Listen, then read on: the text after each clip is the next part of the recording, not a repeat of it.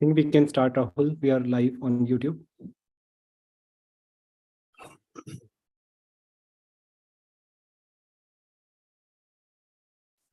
Incredible.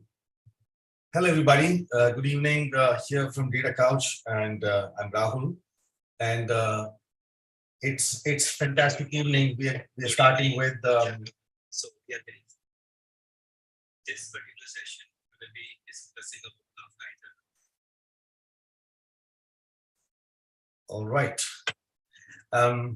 This session is about the metaverse. A lot is being talked about metaverse every single day, and good and bad, nice and ugly stuff being spoken about metaverse. But today what we'll do is to take a look at deep dive into what exactly is the metaverse. This session is brought to you by Data Couch. Thank you very much, the team, Avuk and Harshit and everybody else at team. I've been seeing all the good work that you've done over years, and extremely happy and privileged to be here amongst the community of Data Couch.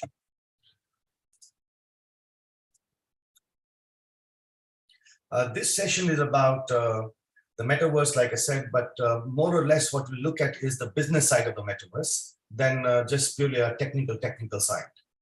With this, let's get to the agenda. The session is going to last about 60 minutes. And during the session, if anyone has questions, because we're live on YouTube, so if any one of you has a question, please feel to drop in the live question, and the team should be able to answer. In case if we cannot answer you right away, then we'll try to reach out to you later after the session, because certainly some part of the question sometimes kind of hijack the stuff that I'm talking about, and it will always be nice to address them in the flow. A quick introduction about myself. I have been in the tech industry for about 22 years, and as an entrepreneur for about 17 and now 18th year. In this fantastic 2 decades of being in tech, I have had the opportunity of working in over 24 countries, and have been working both on the product side as well as the services side. Over the last 3.5 years now, I've been very much connected in the world of immersive technology, including augmented virtual, mixed reality, followed by metaverses and the Web3 community. So this keeps me going, and this is a fantastic opportunity for people who are right now in the live and they want to know about it. I think after this, you probably should never say that, hey, we don't know about the metaverse, or you might as well not even say that, hey, metaverse can do this and not this. I think you will exactly come to know what is the scope of the metaverse and why the metaverse. But before we deep dive into the core subject, we got to understand a little bit background of this technique, that has taken the world with so much of power. Brands coming onto the platform and creating immersive experiences or 3D and 360 experiences for their consumers. The real question is why. So we have all been aware of augmented virtual and mixed reality for years. And we have to understand, what is augmented reality? Let's go back to the basics of it. Augmented reality is about superimposing the 3D models, which were earlier lying inside the boxes of manufacturing, core industries, products, meaning the tangible products. Wherever there was a 3D model, it was generally being lying inside the computer box, because they were all being designed on a high poly, meaning lots and lots of polygons, lots and lots of detailing. And each of this detailing that was being done made the model very heavy. How do you bring that model into the real use of the consumer? And this technique of augmentation, came in. Of course, it is very much connected to the gaming industry, because Unity was the product that essentially brought this tech first from a gaming perspective. So many of you have seen augmented reality games, the likes of Pokemon Go, where you could just open up the camera and start playing the game. That was, I think, one of the most popular campaigns of augmented reality. It has only emerged that now even brands start using augmented reality for marketing purposes. So in my view, um, as a person who is involved with brands and worked on so many of AR projects, I believe that augmented reality is more of a tactical marketing tool, and that it does not really it doesn't really have much of a industrial use case as much as probably mixed reality would have, and we'll come to that. So for augmented reality, you don't need any device other than a mobile phone. You can always use, generally, whenever you talk about augmented reality, you would generally like to use the rear camera of your phone and not the front camera. Well, the front camera is good for stickers. There's so many social media platforms where Snapchat kind of, things you can do on your front camera, and that front camera you can make faces and different things you can do on your face, things, and etc. etc. However, for experiencing good content, you got to use the rear camera. So any phone with a good rear camera is pretty much good for using or experiencing AR related content. Look at this astronaut. This astronaut is a high poly 3D model, and there was no way for anyone to be able to go and see this, AR, see this in the form of AR by superimposing that using a phone and just literally seeing it here. So with the emergence of this tech over the last 15 or 20 years, this has, of course, taken the whole brands into the consumer hands, like I said, about the marketing, the tactical marketing campaigns. But virtual reality has been in for a very long time. Virtual reality is not new. Virtual reality was being used for medical devices, not now, I think 1960s.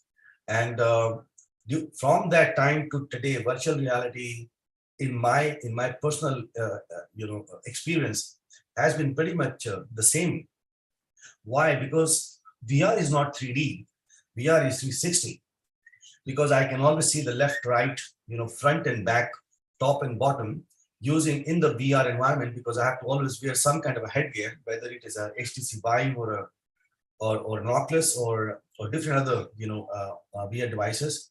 And this is a very lonely experience, isn't it? Because generally in VR, unless and until you're playing a multi-user or multi-user gaming sort of experience, but most likely VR does not really have any kind of an avatar, because till 2021, you could generally see your hands, in the VR. So you're always going and doing something, and in your eyes, you're in a 360, and you're still able to see, your hands only.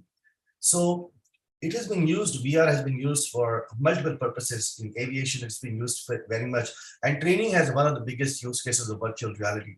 Not now, but I think for 50 years.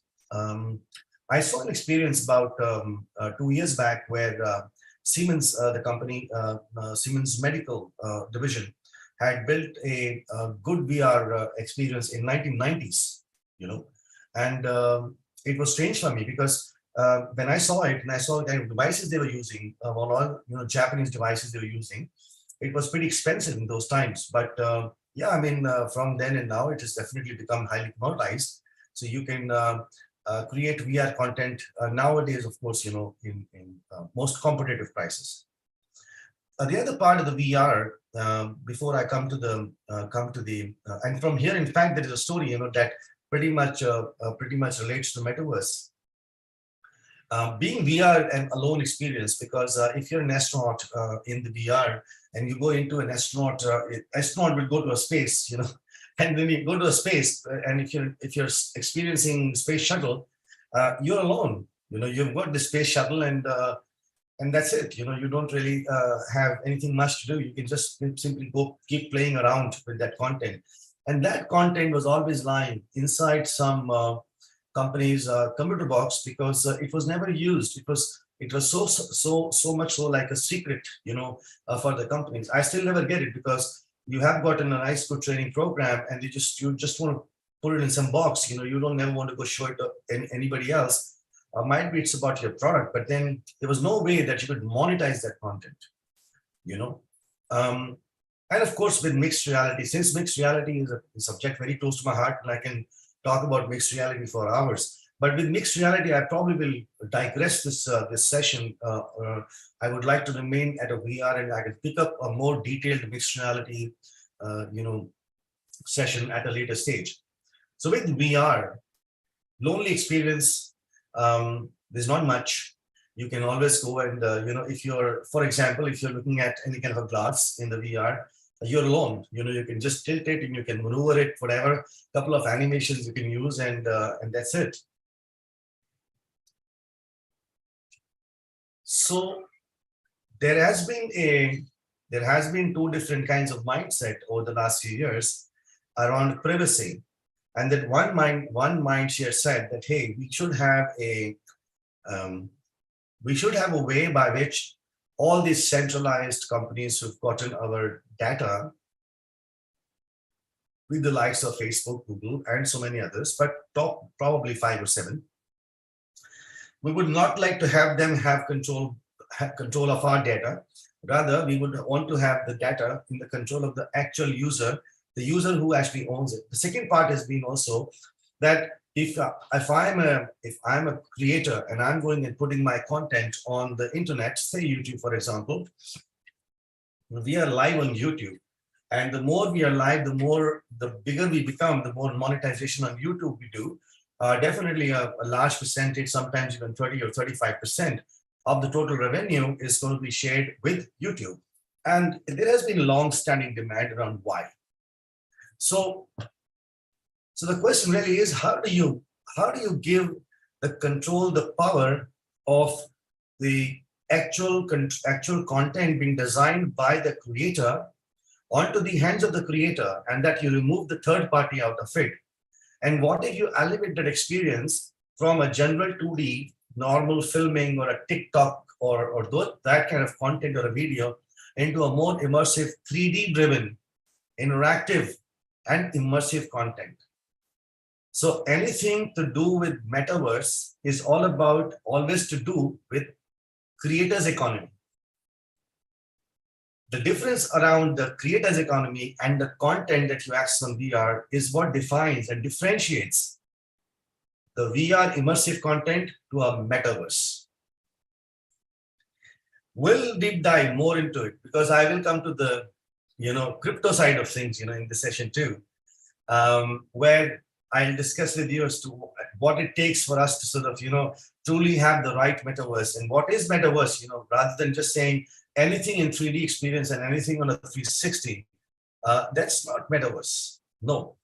The metaverse is, like I said, don't forget, it's creators economy.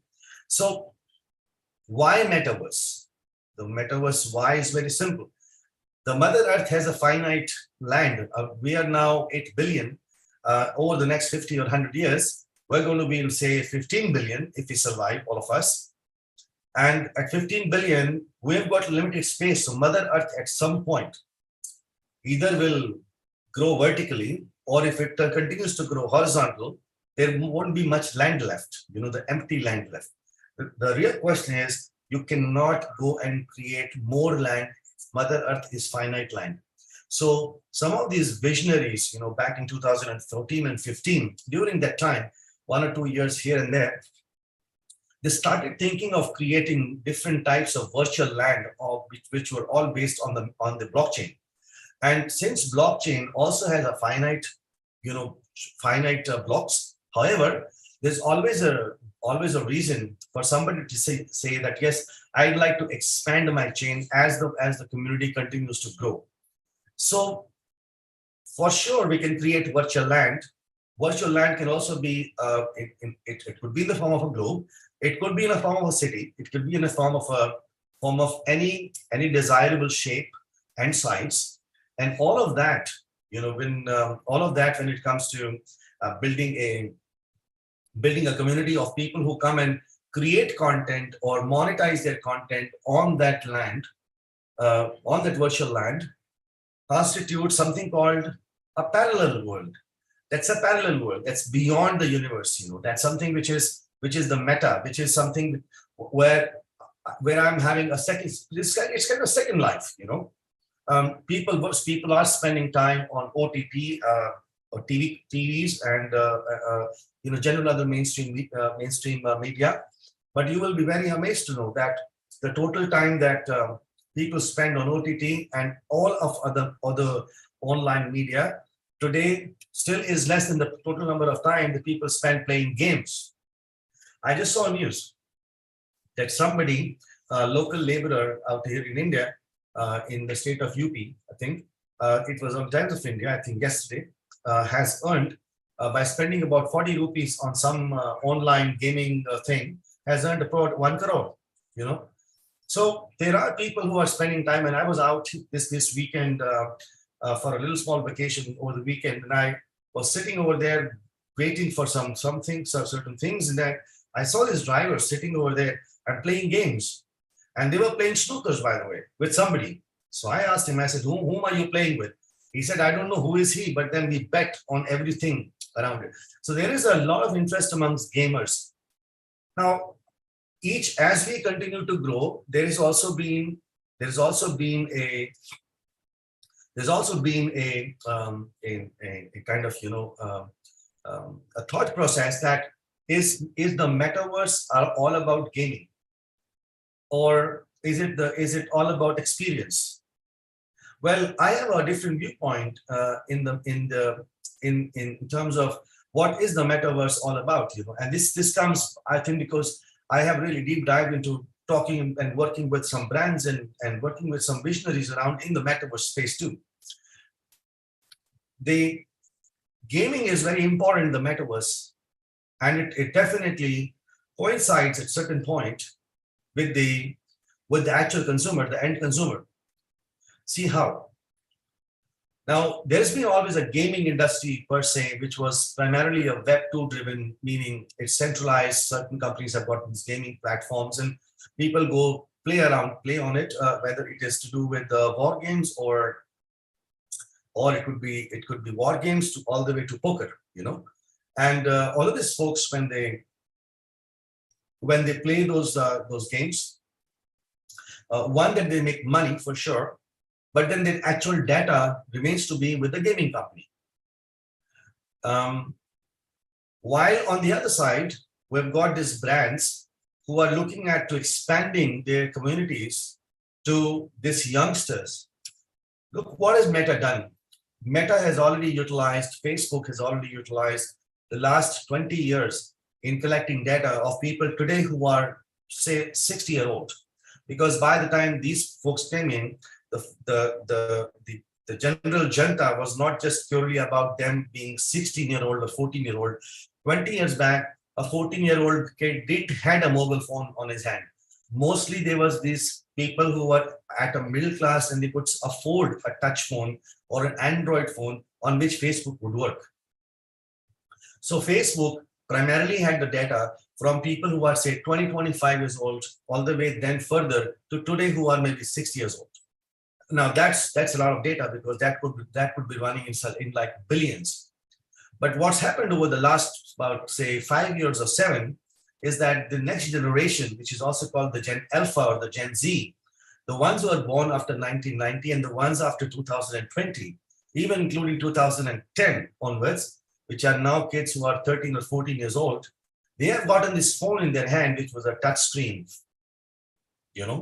In those times, I'm talking 20 years back in India, there was never there was BlackBerry. My first phone was BlackBerry, There was never an iPhone. iPhone came 2000 and the iPad came 2010, because 2010 iPad 1 was the first time I bought the iPad, and that was 2010. So before that, we were using BlackBerry, we were using Nokia, we were using Motorola, and most of them did not have interactive touchscreen, including the Nokia Navigator, one could open up, with that large big screen. So all in all, there has been this change, the paradigm change shift in terms of what a 12 or even sometimes less, the kid has gotten this phone. How do you now go and target that kid? Because that kid, first of all, is not on the Instagram, he's on Discord server. That's number one. Number two, that kid is highly aware of how a touchscreen phone works. That's two. Number three, they have this thought process because they've seen the 3D world very early in their lives. They are very, very keen on understanding and getting involved, into the 3D world. So for them to go play a game, or for them to become a gamer, is not a big deal because they've been through it from the time they've literally gotten in hands the phones. So the strategic move of Facebook was not about going and changing the name. The strategic move was that, hey, we are a content company, and we will go and we will market our content to the Gen Z and the Gen Alpha and bring them into that immersive environment for them to come and interact with each other in the social world now as an avatar. Okay. So the game side was one, the product or the OEM side is two. But what about brands? Because now brands like Gucci or Versace or Louis Vuitton, or the Indian brands for that matter, the ones that we wear, including the Wills lifestyles of the world and so many others. What do they do? Because they can't go into going and creating their billboard in a game. It doesn't make sense. If you're playing a war game, you don't want to see a Zara billboard over there. So what these folks did was, the guys amalgamated the whole concept. They said, well, there is a block-based, individual ownership-based virtual land available on, say, a product called Decentraland, that brand or individuals can come and buy and have their ownership of the land with them. Not now, forever. Second, you can have more and more brands come into this metaverse and come and create opportunities for other creators, sometimes for that matter, designers, and even the product managers and product managers, and sometimes even do product launches over there. While you can do that in one environment where there is no interoperability problem, meaning it's like a real world. I can come out of one store, I can walk, I can go to the second store, I can walk, go to the third store. And I'm going to show you how it works, by the way. And that between the brands now gamify that experience to creating interest amongst the Gen Z and the Gen Alpha, so that they get accustomed or they get connected through their avatar, and now monetize it, not only by going and giving them the opportunity of play to earn games, but at the same time, have the individual designers come over, launch their NFTs. So next time when the kid goes out to the Decentraland, can wear the brand's t-shirt that he has bought as virtual asset for say $20 and hence make money. So the creators economy has suddenly gotten bigger. Isn't it that amazing? And if any one of you, while talking to me, if you have any question, happy to take any question from you. And Harshit, you can, in the middle, you can of course, write on the chat to me, or just ask me and I'll be happy to answer. The idea is that the virtual reality will never ever give this kind of a business opportunity to anyone. So it could be an individual creator or a brand or a company, corporate, group of companies, or a global corporation now has the ability to go and engage directly with the Gen Z and the Gen Alpha, do certain activities, including product launches, town halls, or whatsoever they want to do, even creating their own stores or creating different stores for different people, and monetize it by not having a single rupee or a single middle person fee being given to any other player. Because all you're doing is when people come and transact, they pay for the gas fee for the Ethereum. That's it, for whatever blockchain that you are on. Now, this is a good question. This says, how is it going to be governed and regulated? First of all, there is this very important aspect of the metaverse. I like to say, the ones which are the centralized experiences. Okay, I personally believe that it's going to be a very long way for them to be calling truly the metaverse, because the ones which are centralized, they will have a different type of monetization involved.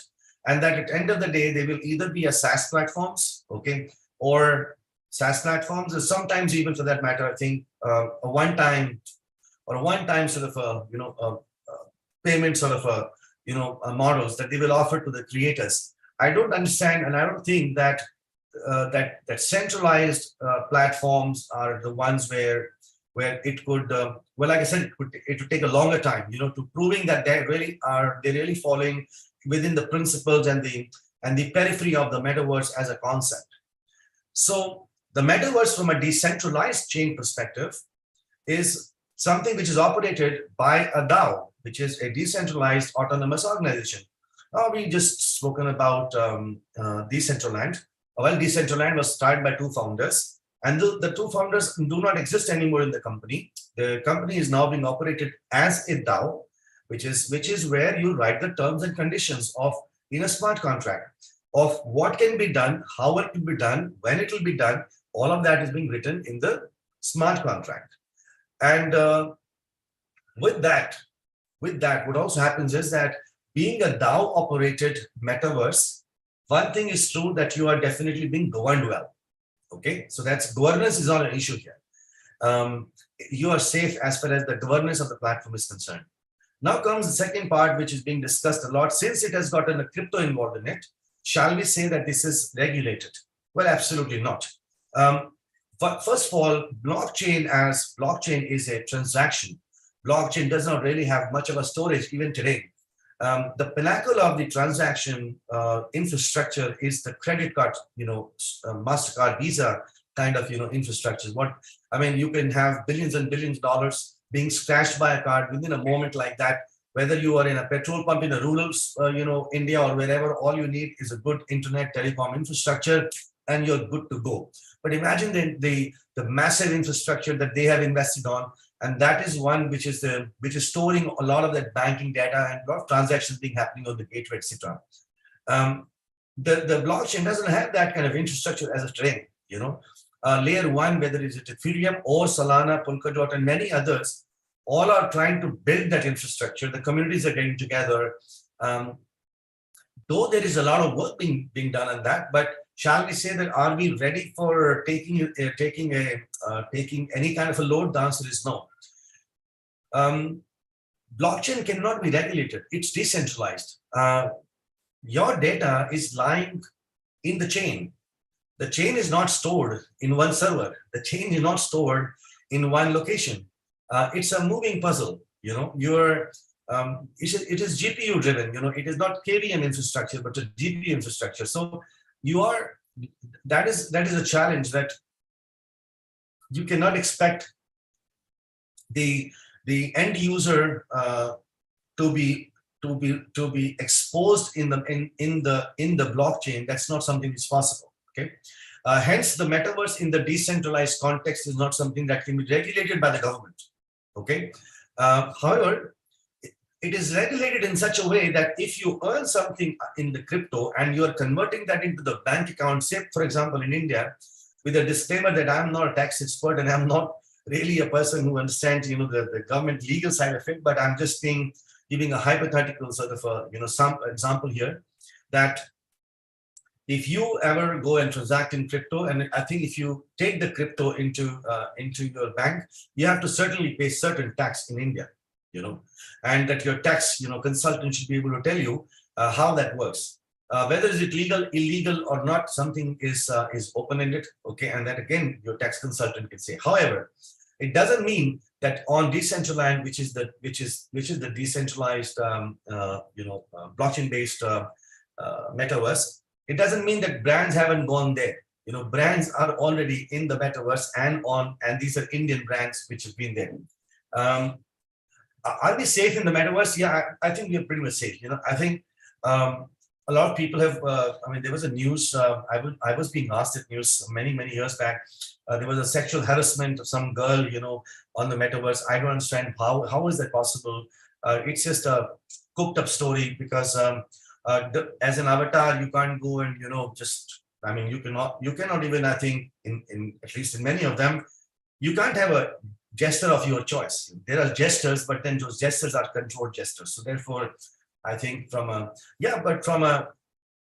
Yeah, but I think safety with respect to people impersonating somebody, okay, that definitely is an issue in the metaverse, because you have an avatar and that the person comes and says, hey, you know what, I know your dad and I know your friend and I know somebody, and you can start believing in that person. That would something from a privacy and from a safety point of view is something that kids have to be very careful within the metaverse. There are also a lot of meetings being planned in the metaverse, not only meetings, but town halls, but events. There was just a metaverse fashion event for the last 4 days. Think we have covered one part of the fashion event as well, that we are going to be loading it out on the channel, most likely in the coming week. So what is the metaverse used for? It's used, like I said, for business operations. You could have a nice conference room, and you can call for people. People can open up their camera, and over the avatar could be the camera. You can do presentations. You can even share your desktop. And sitting down in a metaverse compared to how you're seeing me right now, I can tell you 100% it will be best experience. How is this experience on YouTube where you can just see my face and I can't see any one of you? Because if I want to see you, I'll have to go click on the participants, and then participants will go there, and I don't even know what kind of individual you are. But what if you are in 8 or 10 or 20 different types of apparels and dresses, whatever, as avatars, and and it's a 360. It's something which is nice, cool, for me to roam around, talk. It would have been definitely better than what I'm doing right now. And I do a lot of my meetings, not a lot, but at least the ones which I have to, then I definitely do those meetings in the metaverse. We have a couple of very, very good, experiences where we go and definitely interact with our clients and employees in the company. There is a lot of interest amongst training and education in the metaverse. Customer experiences will change with the launch of GPT.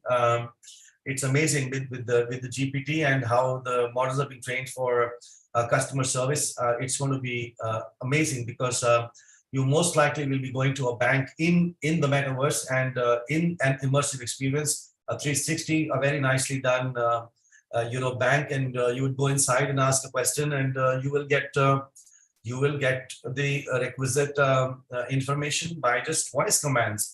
I saw a GPT example of interesting. The company was built one for the blind people. So essentially what it does is that the blind people can ask a question to GPT, and GPT, with an integration of the camera and artificial intelligence, will say, hey, this is milk. And then if it's milk, then it also can tell you whether this milk and when did you buy the milk, and those kind of things. So technology is advancing at a pace which is unbelievable. And with the metaverse, it's going to be amazing, because these immersive experiences are only here to make our experiences better and better. Go back all the way 20 years, folks. Okay, this is where, because I want to get started with the impact of the metaverse from here. Imagine when we started working 20 years back from a tech perspective, and we started writing content online. How did we write the content? We went to and created discussion forums. We were making 1 or 2 pages website. Well, we were then making certainly, Facebook pages, sometimes even LinkedIn pages. I'm a member of LinkedIn since 2005. So imagine now 17 years, I've been doing something on LinkedIn. But what are we doing on LinkedIn? What are we doing on Facebook? We're going and uploading some banner ads, and we're going and doing some videos. And then we went on to selfies, and from selfies went to live, we went to TikTok, but everything is 2D. Wait, the 3D LinkedIn is in the process. That is what Horizon is doing. That's the 3D Facebook.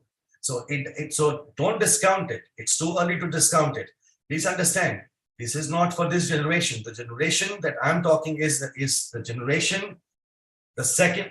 For me, I'm the previous generation to the generation I'm talking, for which metaverse is being built. So there is a huge, therefore, opportunity for brands to come into it and be a part of this opportunity. There is a question from Kuldeep, says, how does real life interaction differ between the decentralized, centralized metaverse, and which one offers more interactivity? Kuldeep, very good question. In fact, this is a question which I would like to answer in the slide further to this, before that, and Kuldeep, I definitely resonate and understand the question. So I'd like to play this video for you all. This is my favorite video. It's about demystifying the concept of metaverse. And I'm going to play this. And once I play this, I will stop it after, say, about 5 seconds and reconfirm with the organizer if they are able to hear the voice so that we don't waste time. Let's demystify the metaverse. Babu, can we hear that?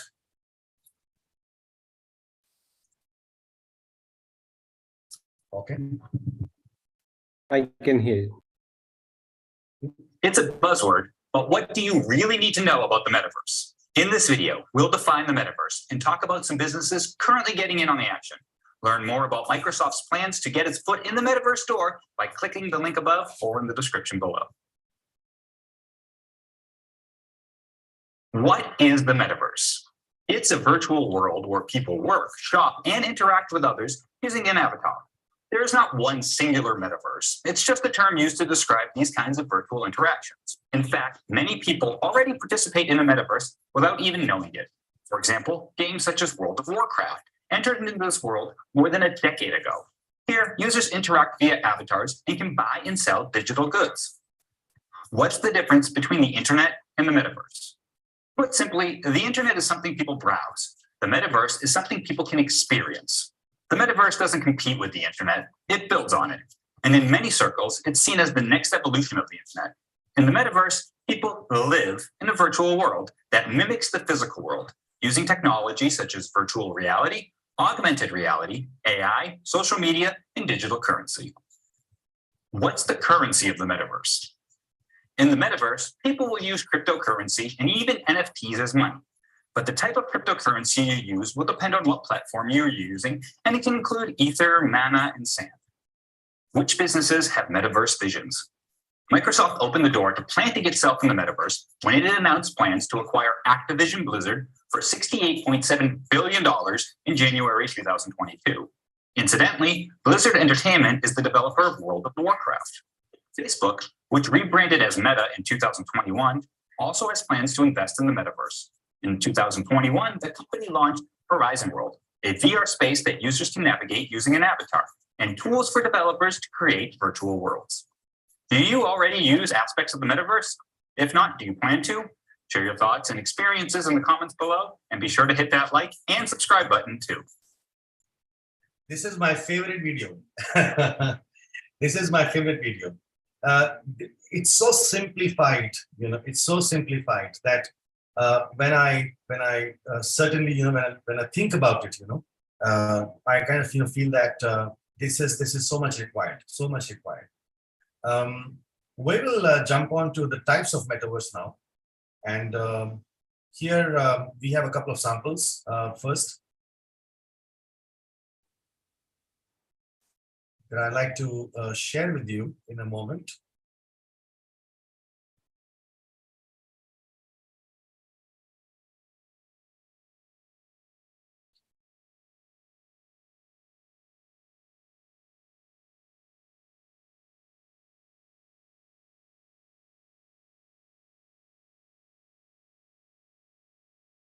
I'm going to play this video for you, and Kuldeep, I'll answer the question about the centralized and decentralized metaverse just after the video. Yeah, sure. Thanks. What if there was a better way to collaborate, a better way to build and work together? A way that brought us closer, as if we were sitting next to each other, face to face. What if our creativity could burst to life in the space around us? The spatial is a collective computing environment that lets teams visualize their thoughts in the room around them. So whether you're on a desktop computer or scribbling notes on your phone, all your digital devices are seamlessly tied together into an infinite workspace. You can manifest your ideas before your eyes by just saying them, and in a click, expand them with the power of all the world's information. Using augmented reality's infinite canvas, pixels become tactile, letting you manipulate them like clay. We believe digital and physical worlds should live in harmony together. You can sketch ideas out on paper or have them exist digitally. Spatial brings people and ideas together into a single shared environment, letting us work together in profound ways. So whether your teams are spread around the world, or you're exploring the world, whether you're in a fancy AR headset or connecting from a regular PC, anybody can join the conversation and bring their ideas to the table.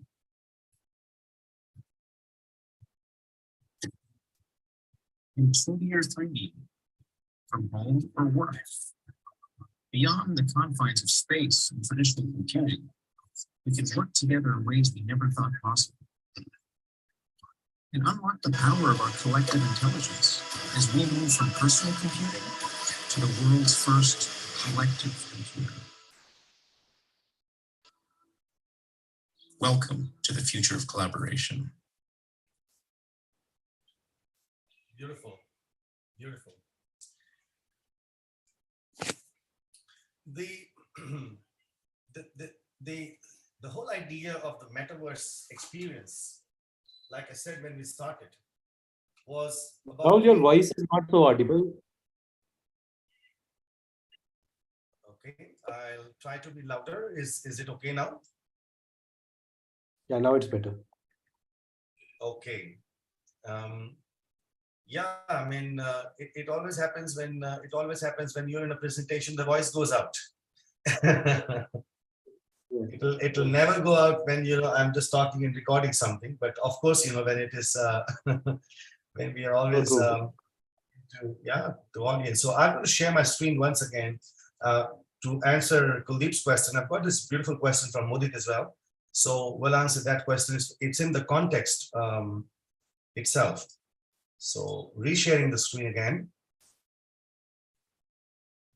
Now, all right, we're all set. Again, you can see me and you can also see the presentation, yes? Yes.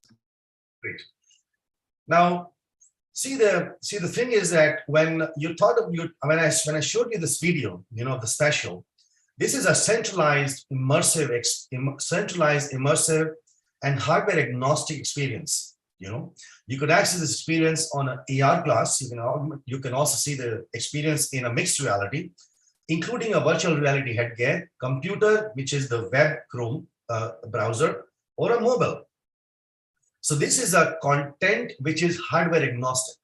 The content on spatial can be consumed in any different kind of, different kinds of hardware. But is that a metaverse? No, it's not the metaverse. Why? Because there are fundamentals of the metaverse. One, it's a free will navigation, meaning that, which I'm going to show you, okay, which I'm going to show you so that you understand. Number two, you can create better social connections because you could meet people whom you have not invited, but they are there.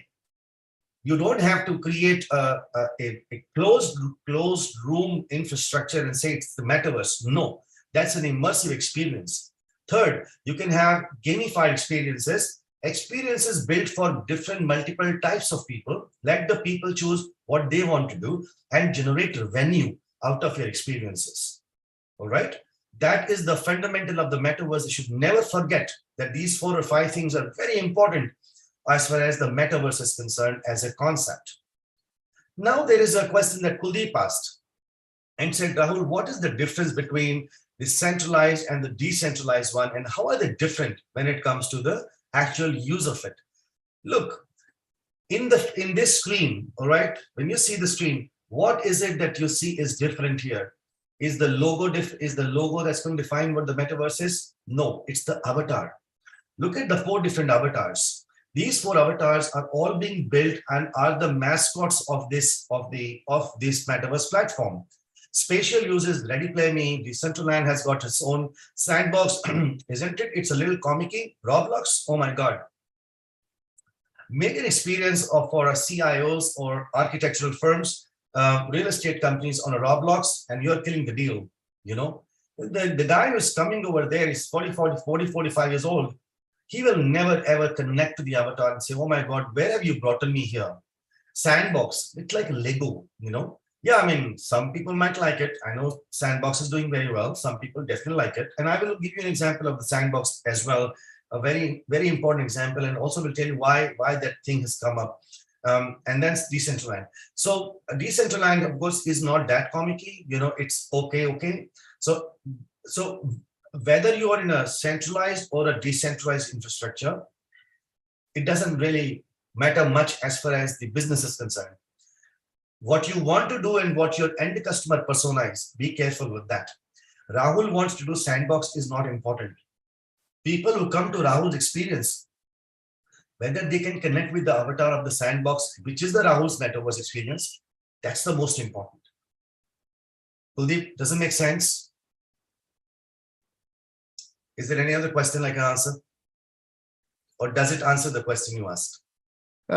Yeah, no, Rahul, it does to some extent, and I think it makes it more clear. So I just want to know in terms of, interactivity, I think you showed also the AR version of the Spatial. I mean, like people can work together, they can co-create together. So does that actually, is that like something unique for Spatial and not in Decentraland and Sandbox, or is that something to do with centralized, or is that to do with mixed reality or augmented reality? That's a good one. That's a good one. Being a centralized hosting platform, Spatial does give a lot of features that Decentraland won't give. Decentraland's core is about doing a lot of events for brands and retail, or even creating some kind of interactive buildings over there where people can come and be a part of the experience creation from a brand perspective, including stores and those kind of things. Spatial is mostly focused on the enterprise segment, and so you can always create people-driven processes. Like you want to create a conference room where people can come and holopod themselves, using the mixed reality headgear, and hence that is something which can sort of which cannot be achieved on Decentraland or even on Sandbox. Roblox will offer you more of gamified experiences that even Decentraland and Sandbox or Spatial cannot offer. So every single Metaverse platform is built for different purpose around the end customer persona. So if your end customer persona has gotten 5 expectations, you got to match the 5 expectations with the Metaverse platforms. And these are only 4. I've got another 9 or 10.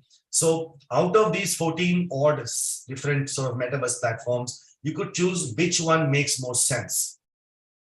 All right. Yeah. As an example, just because this is a very interesting conversation, even for audiences who are coming live on the YouTube of Data Couch.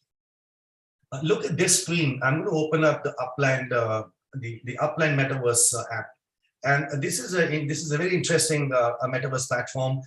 They call themselves a social Metaverse, all right? And this mascot that you can see over here is the only one avatar that they use, pretty much for all their experiences. And this is a animal in mammal or an animal in South America. It's called llama. They use different forms of llama, to for their end customers to come over and interact with each other.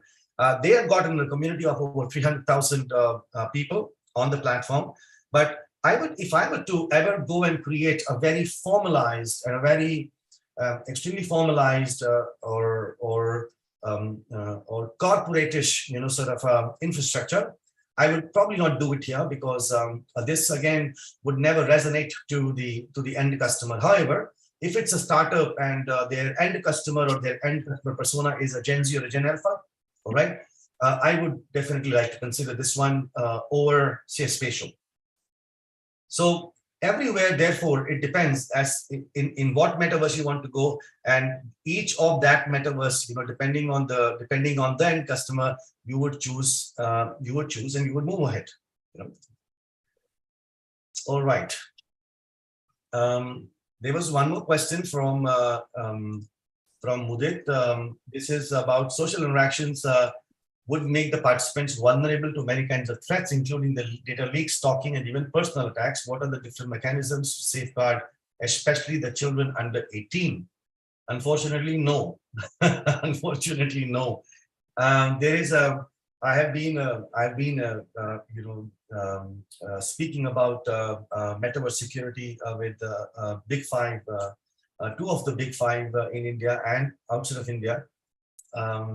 Yeah, I personally think that one has to be careful. I think parental controlling is very important when it comes to the kids going out to the metaverse and experiencing things and interacting with people from different parts of the world. Is there really a control that's been built? The answer is no. In fact, I have done one a series on the security in the metaverse. I think 5 videos that I've done already, which are loaded on our website as well. So happy to share that in the later part of the session. Let's look at this one, on spatial as well.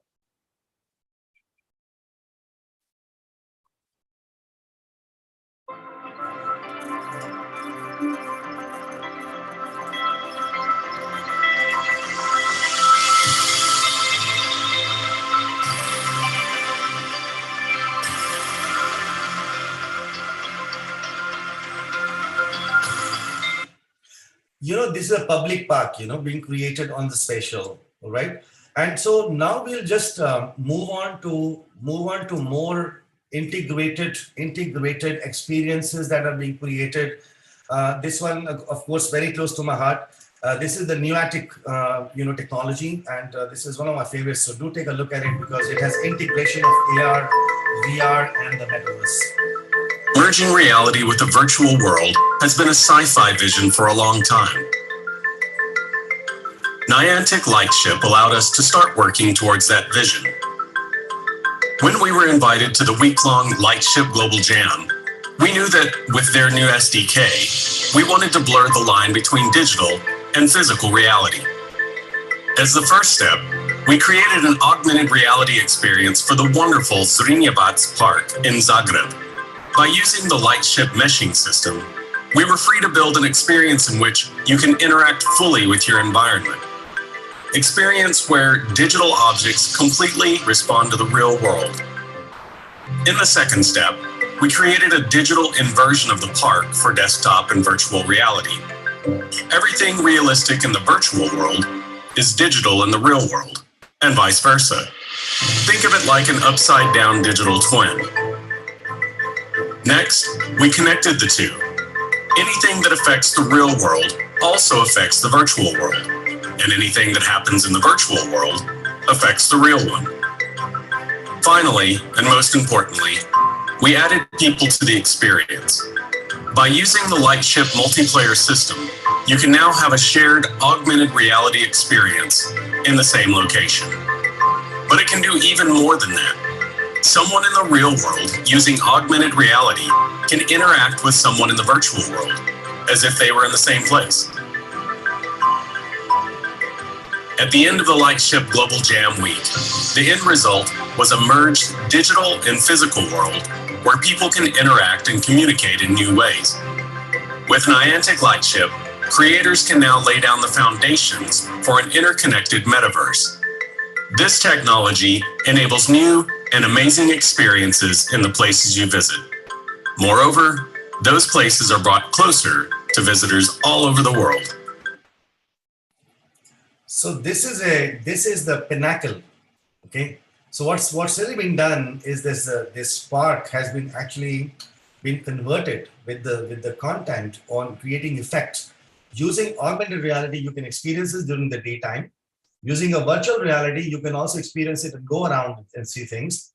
And thirdly, the whole park, this part, the Niantic technology they use, they are able to build that as an experience center for people to come and collaborate, the designers to come and collaborate and organize town halls, like I said, and discuss opportunities and go around and see and explore more that can be done in the context of design per se. So with this, what is it that, and since we're already running out of time because this was 1 hour and now we're almost 1 hour, I like to maybe just touch upon one or two more things around the metaverse. In terms of what does it need to be able to go design something on the metaverse, each of that special sandbox, Upland, Paxworld, Macworld, and then Decentraland, there's so many, okay? Each one of them, right? I think 90% of them have gotten their own SDK. That's number one. So SDKs are easy to work on because you get a lot of idea about what kind of what kind of digital assets are available. So you can use those assets and be able to build your experiences. But if you want to design something that you want to design, then you got to know how to mint. And to mint, you need to know something like Python or a scripting language. So a good person with a knowledge of C#, Python, or a JavaScript. Between the three, any two of them is a good person for us to for him to be able to design an experience on any of the metaverses today, including augmented reality and for that matter even virtual reality. Don't forget that you got to have a team of people who are also in 3D, mainly the modelers and riggers and animators that you need, because you need definitely different kinds of effects. But if you want to do 90 kind of projects, then you got to know VFX and lighting in the 3ds Max. That's very important. And between something called the most complex experiences and the ones which are vanilla, simple to do experiences, lighting and VFX remains to be more of a time-consuming work. Solidity or Rust is primarily for those which are building their technology on a Solana or an EVM, depending on whether really you want to go write your own smart contract, or there are anyway so many smart contracts being written, so you can always to start with utilize the smart contracts if you are going the route of truly launching a metaverse for you for creating the community. But if you're a very regular, a consumer who wants to only create experiences, you don't need Rust or Solidity expertise as far as the metaverse is concerned.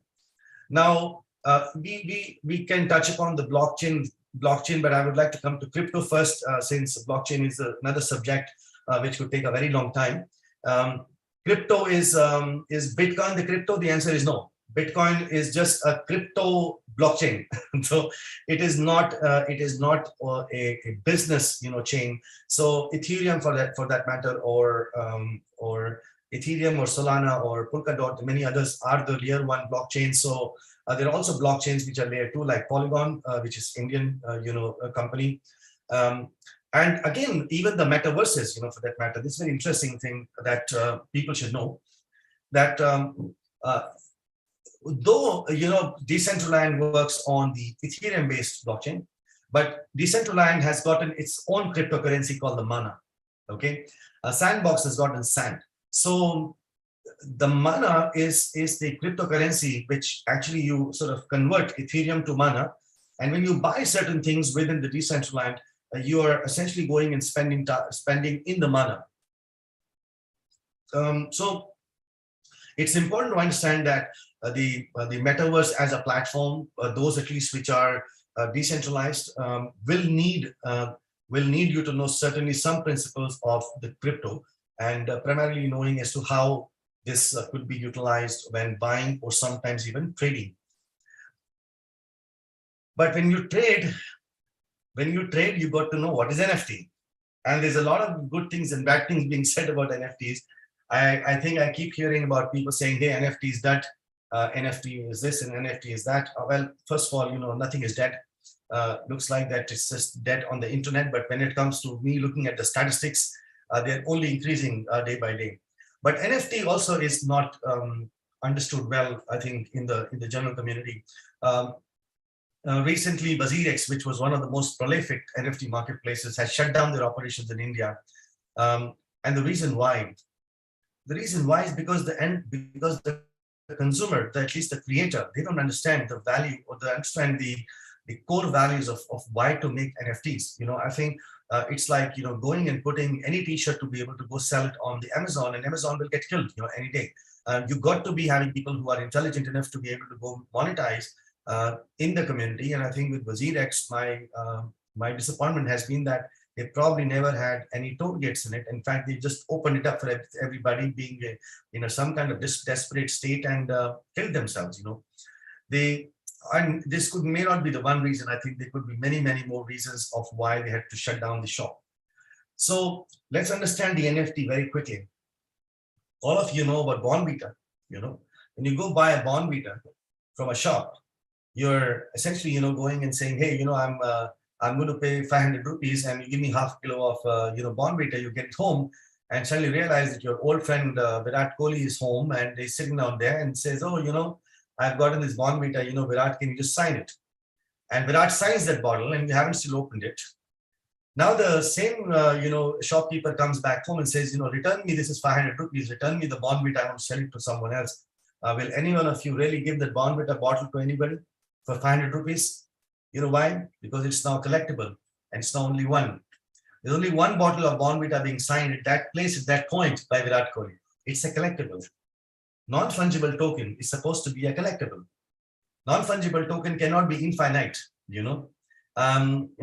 if you were to say, hey, you know what, even the plots, in the virtual land are NFTs. Yes, absolutely. Yeah, they are. Because when you create an experience and that experience you believe is a collectible, somebody can see the value of that as a digital asset for it to be acquired by him. Absolutely. And if somebody says, hey, you know what, it doesn't make sense why some people would have a digital asset lying somewhere on the internet and not have a physical copy of it. Oh, sure. Please go by and look at the artwork. Do you think people, when they buy $100 million, even $100,000 artwork in some museum in DC, there are maybe 100 museums in DC, and when they buy from that art shop or Laguna Beach in California, when you go down the street and buy any of these, 50K or 100K painting, do you really get it home? No, it's in the vault. You have the ownership of it. You don't really bring those collectibles onto your home. Yeah, very few people do get it, but large number of those, very high-end paintings are all lying in the vault. So the question really is that the ones who are collectors do not worry about where that asset is. The collectors worry that they have that.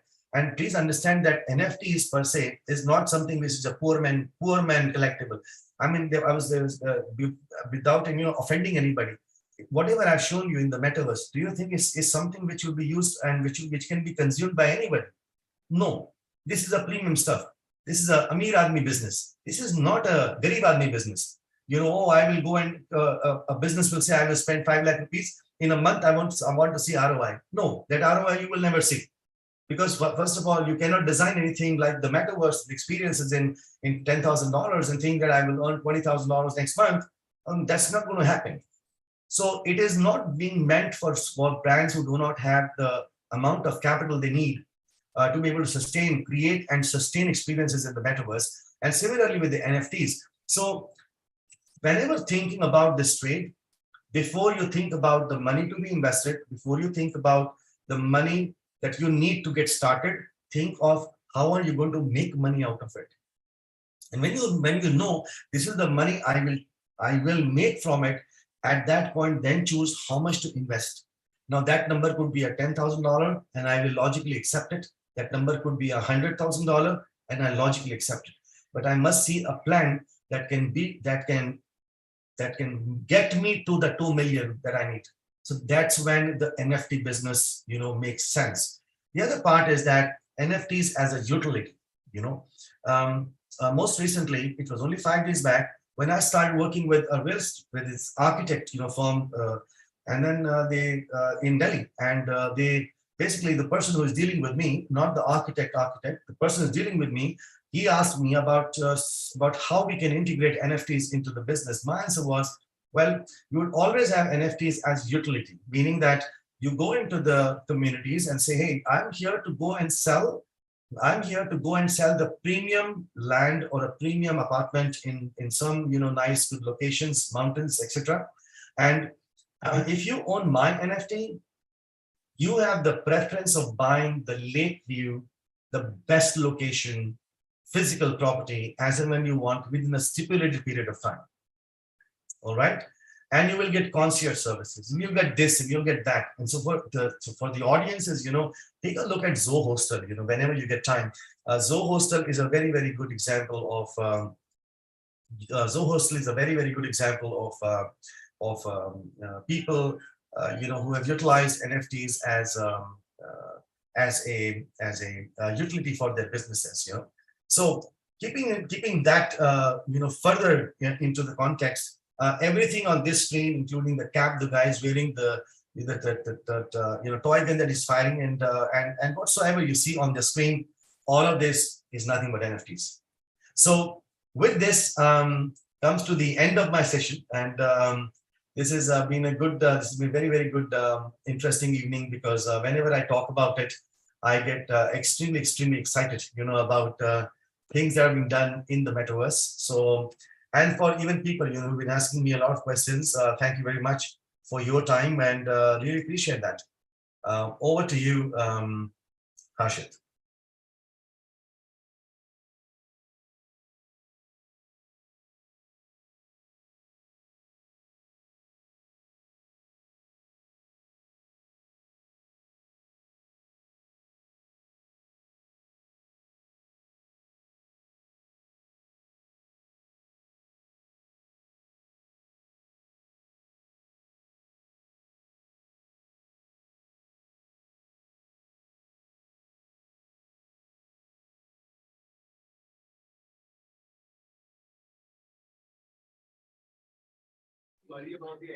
Yep.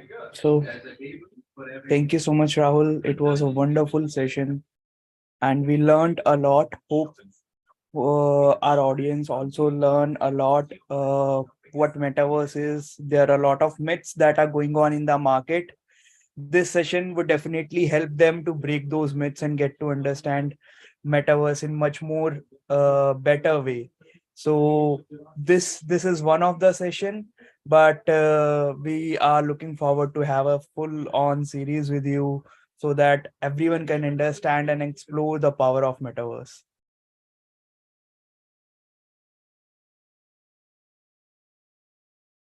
Yep, Rahul, you are on mute. I said thank you so much, for inviting me here, Harshit. Thank you very much. Even to Babu, Kuldeep, Deep, Aman, Vandana, everybody, Mudit. Thanks a lot. And have a Thanks, good evening. Rahul. Thanks a lot. I loved it. I learned a lot. So we will catch up again, and I will keep learning. Oh, my pleasure. Thank you. Thanks. Thank you so much. Bye. It's very exciting stuff. Bye.